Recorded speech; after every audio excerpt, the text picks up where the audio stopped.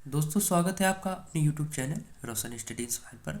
आज की इस वीडियो में हम क्लास 9 भारतीय भवन के बुक का पॉलिटिकल साइंस यानी राजनीतिक शास्त्र का क्वेश्चन आंसर करेंगे।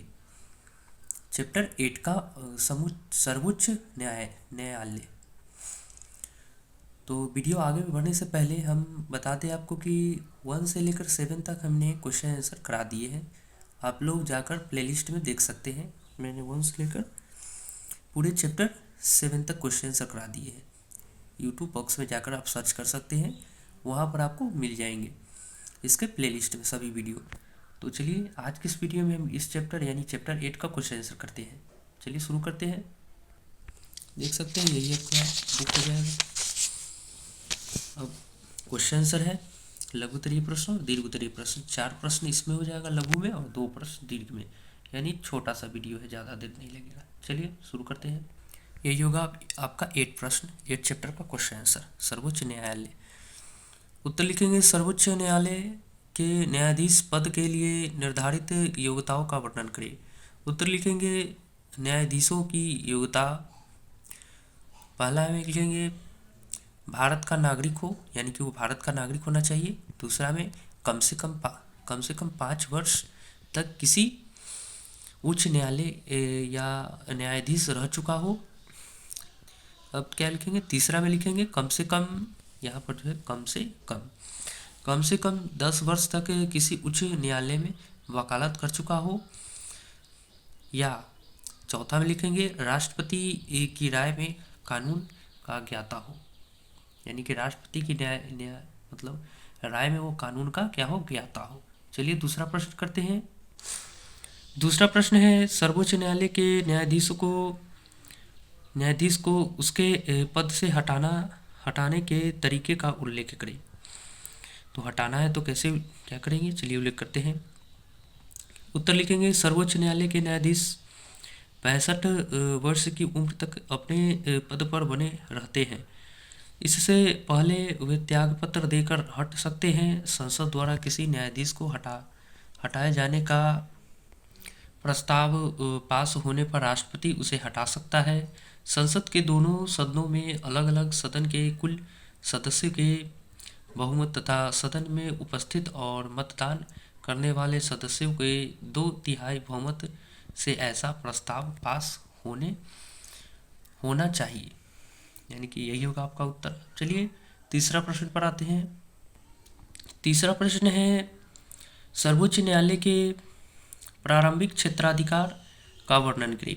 उत्तर हो जाएगा सर्वोच्च न्यायालय निम्नलिखित प्रारंभिक मुकदमों का फैसला करता है। उत्तर लिखेंगे पहला में 2 या 2 से अधिक राज्यों के बीच का मुकदमा। दूसरा में लिखेंगे एक और केंद्रीय सरकार और एक या एक से अधिक राज्य तथा दूसरी ओर एक या एक से अधिक राज्यों के बीच का मुकदमा। तीसरा में लिखेंगे केंद्र और राज्यों के बीच का मुकदमा। चलिए चौथा प्रश्न पर आते हैं। चौथा प्रश्न कह रहा है आपको सर्वोच्च न्यायालय की स्वाधीनता पर एक संक्षिप्त टिप्पणी लिखे। चलिए लिखते हैं। उत्तर हो जाएगा संघात्मक संविधान के लिए स्वतंत्र न्यायपालिका एक आवश्यक तत्व है। भारत का संविधान भी संघात्मक है, अतः यहाँ भी सर्वोच्च न्यायालय को स्वतंत्र और निष्पक्ष बनाया गया है। सर्वोच्च न्यायालय की स्वतंत्रता के लिए संविधान में ही व्यवस्था कर दी गई है। संविधान के 42वें संशोधन अधिनियम द्वारा इसकी स्वतंत्रता पर बहुत कुछ अंकुश लगाया गया था, पर 43वें संशोधन अधिनियम द्वारा उसकी स्वतंत्रता फिर वापस कर दी गई। 44वें संशोधन अधिनियम द्वारा सर्वोच्च न्यायालय के क्षेत्राधिकारों में अनेक परिवर्तन किए गए। यही होगा आपका उत्तर, यानी क्वेश्चन आंसर चौथा का। देख सकते हैं मैंने प्रॉपर ढंग से आपको लिए लिख लिया है। वीडियो अगर आपको अच्छा लग रहा हो तो इसे प्लीज़ लाइक कीजिएगा और अपने दोस्तों के साथ शेयर कीजिएगा। और चैनल पर पहली बार है तो सब्सक्राइब तो ज़रूर कीजिएगा, क्योंकि अगर इतना मेहनत हो रहा है तो फिर आप लोग को भी सपोर्ट करना चाहिए। अब आते हैं दीर्घोत्तरीय प्रश्न पर। दीर्घोत्तरीय प्रश्न का पहला प्रश्न हो जाएगा, सर्वोच्च न्यायालय के गठन का वर्णन कीजिए। उत्तर हो जाएगा, सर्वोच्च न्यायालय का गठन, सर्वोच्च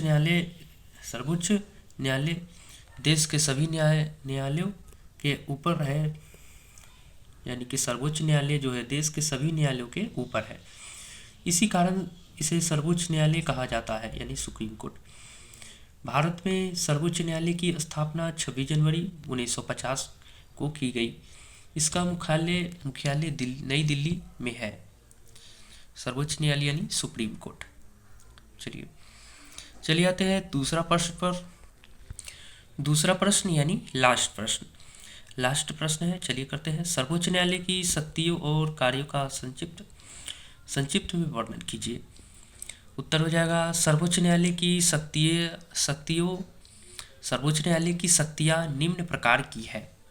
तो कौन कौन प्रकार की है, चलिए देखते हैं।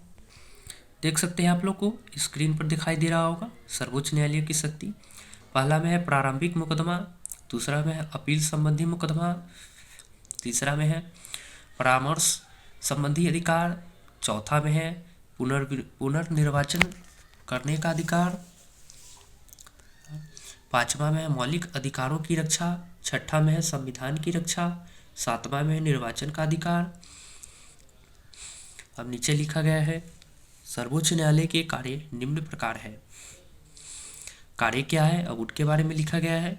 संघीय व्यवस्था की रक्षा करना, दूसरा में है नागरिकों के मौलिक अधिकारों की रक्षक भी है, तीसरा में है 2 या 2 से अधिक राज्यों के बीच का मुकदमा करना, चौथा में है केंद्र और राज्यों के बीच का मुकदमा करना। तो ये होगा आपका उत्तर। तो आशा करते हैं आपको समझ में आया होगा। दोस्तों, अगर आप लोग को वीडियो साफ नहीं दिख रहा होगा तो इसे हाई क्वालिटी पर जाकर देखिएगा।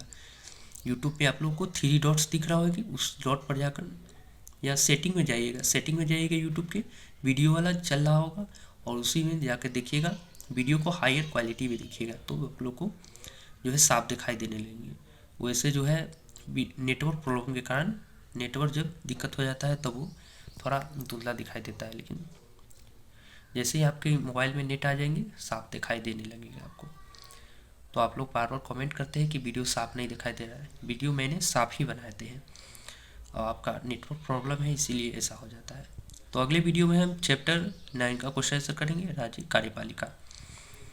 चलिए आज के लिए इतना ही, मिलते हैं अगले वीडियो में, तब तक के लिए धन्यवाद।